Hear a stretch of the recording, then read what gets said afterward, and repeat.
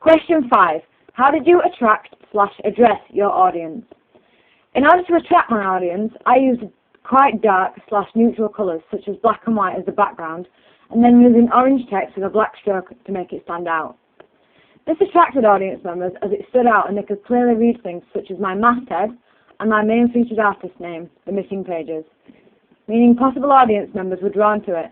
However, in order to attract male audience members, I used an image of The Missing Pages on my front cover looking extremely cool, meaning a male audience member may look at this and think they are such cool guys and want to find out more, or they may think of Roger's theory of ideal self, 1980.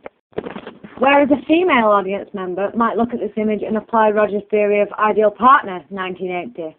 On my contents page, I use a variety of both male and female artists that will be featured throughout my magazine in order to attract both a male and female audience.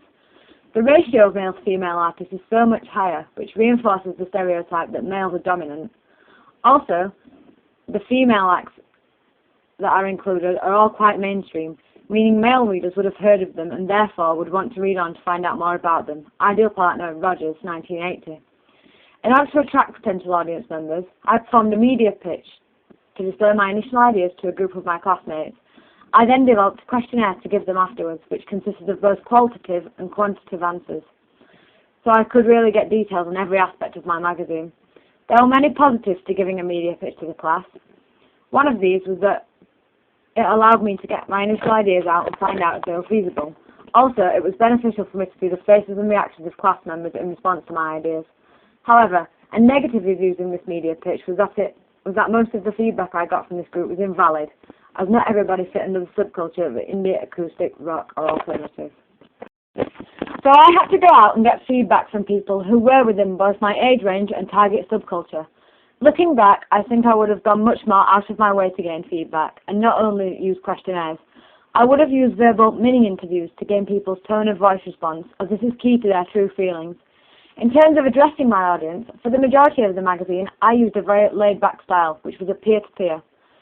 I used this as it was very fitting for the main feature, the interview, so I decided to keep this style throughout. An example of this is on my front cover. Moving away from her roots. This immediately makes my magazine approachable to a possible audience member. An example of this on my double-page spread is, there's a definite bromance going on. Bromance is a slang term which is used among youth, therefore making both my magazine and The Missing Pages more approachable and easier to relate for an audience member. However, I did use a teach-to-pupil mode on my contents page and on my 5th page, as I wanted to inform and educate my audience on these pages. There are many examples of this throughout my contents page, and as there are also so many examples of this on my 5th page, as it is a review page, and therefore the entire thing is informative.